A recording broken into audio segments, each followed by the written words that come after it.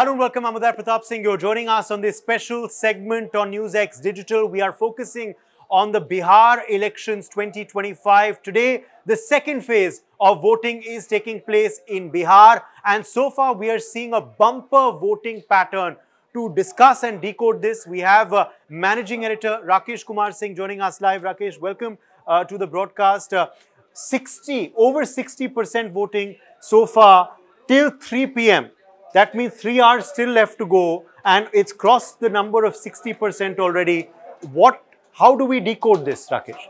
देखिए उदय, बिहार की जनता ने जिस तरह से प्रथम चरण में अब तक ऐतिहासिक स्वतंत्रता प्राप्ति के बाद जो है सबसे ज्यादा मतदान हुआ, और उसी तर्ज पर दूसरा चरण भी जा रहा है, और हमें लगता है कि उसी के आसपास या कुछ ज्यादा ही बढ़ सकता है। जिस तरह से उत्साह महिलाओं में देखें, पुरुषों में, बुजुर्गों में, यूथ में, किसान में, सभी वर्ग में गजब का उत्साह देखने को मिल रहा है। और इसमें जो मसले हैं, जो मुद्दा, चाहे विकास हो, पलायन का मुद्दा है, बेरोजगारी का मुद्दा है, इन तमाम मुद्दे हैं जिसको लेकर सत्ता पक्ष विपक्ष अपने अपने अनुसार जो है इसको जनता के सामने रखे।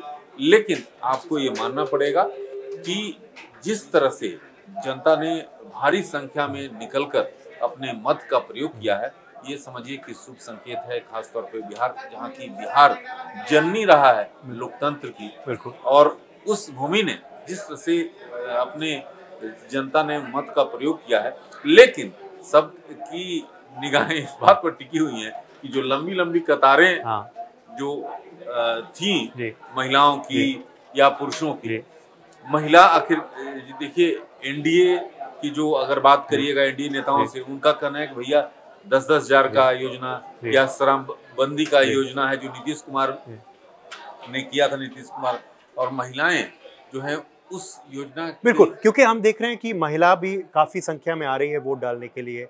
हम देख रहे हैं कि कुछ प्रवासी भी काफी हैं जो रह गए हैं छठ पूजा के बाद, वो भी काफी अपना मत का अधिकार कर रहे हैं। इस बार यूथ फैक्टर भी हावी है, बहुत से यूथ भी जो चले जाते हैं छुट्टी मनाने के लिए, वो इस बार अपना मत का अधिकार कर रहे हैं, छुट्टी को कुर्बान कर रहे हैं। और एक और चीज जो है राकेश जी, वो ये है कि एसआईआर की वजह से चीजें भी बदली हैं। काफी जो संख्या में वोटर के नाम जो डुप्लीकेट थे और जो मृत घोषित हो चुके थे, वो डिलीट भी हुए हैं, तो शायद उस सब से भी फर्क पड़ रहा है।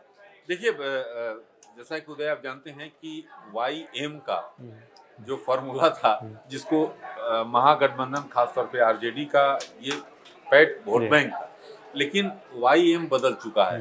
Y जो है अब यादव नहीं, यूथ हो गया है, और M जो है जो मुस्लिम नहीं, ये महिला हो गई है। तो ये बड़ा रोल अदा करने जा रही है 2020 में। लगातार पिछले 3 चुनाव में मैं वहां पर ग्राउंड जीरो पे था। 2020 की बात करूं उदय, तो जिस तरह से महिलाओं की संख्या, लंबी लंबी कतारें थी, तो हम लोग सोचते थे कि हो सकता है कि सरकार बदल जाए। लेकिन जिस तरह से वहां पर महिलाएं जो हैं, अब इस बार क्या 10 हजार का इफेक्ट है, या 1 करोड़ का सरकारी नौकरी, या 30 हजार का जो तेजस्वी का कि एक बार खाते में 30 हजार रुपए डालेंगे, महिला आखिर किन मुद्दों को रखकर ध्यान में, क्योंकि जिस तरह से महिलाएं बात कर रही हैं, उससे ये बड़ा इस बार का बिल्कुल। और अगर हम आंकड़ों के बारे में बात करें तो किशनगंज में सबसे ज्यादा पोलिंग हो रही है आज। If we talk about all the districts of Bihar, Nawada has recorded the least amount of polling today, so the lowest number is in Nawada, the highest is in Kishanganj. अगर हम बात करें अब सुरक्षा के बारे में भी, तो अररिया में there was a minor scuffle. सुरक्षा के प्रतिबंध जो हैं और सुरक्षा के जो पूरे इंतजाम जो हैं, वो भी काफी किए गए हैं, खास करके क्योंकि कल हमने देखा विस्फोट हुआ दिल्ली में। Because of that every single state in the country is on high alert, Rakesh, including Bihar. Bihar की पोलिंग आज कल के विस्फोट के बाद कितनी हाई सुरक्षा में हो रही है, और कहीं ना कहीं बॉर्डर्स भी सील करे गए हैं नेपाल के संग। भारत नेपाल सीमा को, पूरे बॉर्डर को 72 घंटे के लिए सील किया गया था, और जिस तरह से सुरक्षा के पुख्ता प्रबंध है, वहां पर 3 कैटेगरी का किया गया है: अति संवेदनशील, संवेदनशील और समान में भी जो है वहाँ की होमगार्ड और पुलिस। लेकिन जिस तरह से सुरक्षा के इंतजाम है, और उदय सबसे महत्वपूर्ण बात है ना कि महागठबंधन या एनडीए जिस तरह के जो आंकड़े दे रहे हैं, तो ये आंकड़े तो आप निर्दलीय से भी बात कीजिएगा तो वो अपना समीकरण बताएंगे कि देखिए भाई मैं इस जाति का हूँ और मैं इन लोगों के लिए काम किया हूँ, तो इतना मिलाकर मैं जीत गया। लेकिन इस बार का जो चुनाव है वो बड़ा कंफ्यूजिंग इसलिए क्योंकि ग्राउंड जीरो के जो हमारे रिपोर्टर हैं उनसे जब हमारी बातचीत हो रही थी, आपसे चर्चा, तो मैंने सोचा कि उनसे बात कर लें। तो उनका साफ तौर पे कहना है कि जाति है लेकिन जो महिला फैक्टर है, जो यूथ फैक्टर है, वो महत्वपूर्ण है। और अगर महिलाएं अगर एनडीए के पक्ष में गई तब तो आप समझिए कि नीतीश सरकार रिपीट करने जा रहा है। अगर महिलाएं इधर गई तो आप समझिए कि फिर पीएसपी कोई लोग, तो ये देखना होगा बड़े बारीकी से। अगर हम बात करें आज तो lot of heavyweight, lot of VIP voters were seen today. Prashant Kishor voted in his home district of Sasaram. We also saw Pappu Yadav voting today in Purnia. Shahnawaz Hussain has also cast his vote. Janswaraj's Ritesh Pandey is in the fray today. Upendra Kushwaha of the RLM, his wife Snehata, she is in the fray today.